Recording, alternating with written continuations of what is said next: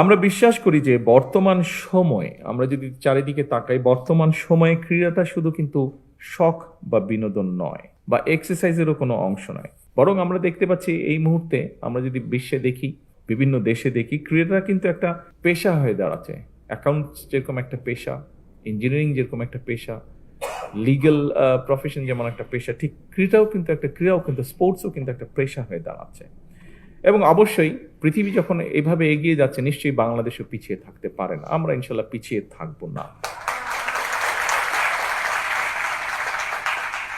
Einstein একটা কথা বলেছিলেন, যতটুকু আমার মনে আছে, কথাটা ছিল এরকম যে যে মানুষটি কখনো পরাজিত হয়নি সে আসলে কিছুই করেনি।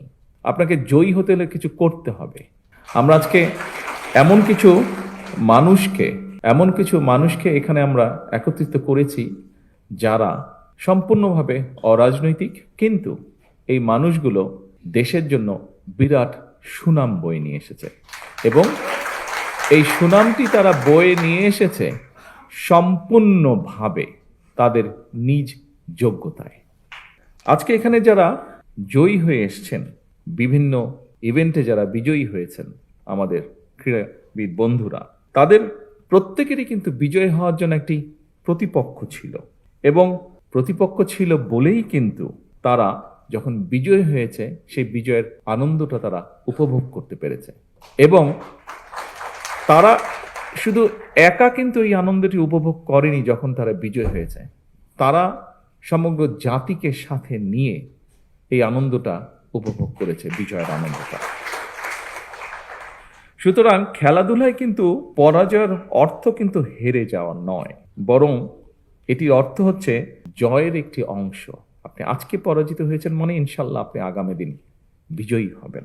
আইনস্টাইন একটা কথা বলেছিলেন, যতটুকু আমার মনে আছে, কথাটা ছিল এরকম যে যে মানুষটি কখনো পরাজিত হয়নি সে আসলে কিছুই করেনি। আপনাকে জয়ী হতে হলে কিছু করতে হবে। কথাটার অর্থ হচ্ছে সেটাই, যে মানুষটি পরাজিত হয়নি মানে সে পরাজিতই হয়নি, জয়ী হওয়ার তো প্রশ্ন আসে না, তার মানে সে কিছু উদ্যোগী গ্রহণ করেনি, চেষ্টাই করেনি। আজকের এই অনুষ্ঠানে যারা পুরস্কার গ্রহণ করেছেন, প্রত্যেকটা খেলাকে তারা প্রতিযোগিতামূলক করে তুলেছিলেন এবং অংশগ্রহণ করেছিলেন এবং এই জন্যই আমি তাদের প্রত্যেককে জানাই আমার আন্তরিক শুভেচ্ছা এবং অভিনন্দন।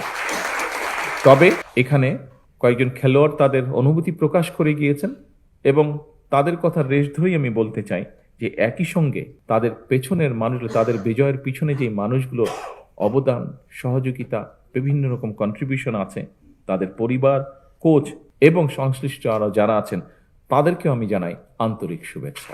সম্মানীয় উপস্থিতিবৃন্দ, আমরা বিশ্বাস করি যে বর্তমান সময়ে আমরা যদি চারিদিকে তাকাই, বর্তমান সময়ে ক্রীড়াটা শুধু কিন্তু শখ বা বিনোদন নয় বা এক্সারসাইজেরও কোনো অংশ নয়, বরং আমরা দেখতে পাচ্ছি এই মুহূর্তে আমরা যদি বিশ্বে দেখি, বিভিন্ন দেশে দেখি, ক্রীড়াটা কিন্তু একটা পেশা হয়ে দাঁড়াচ্ছে।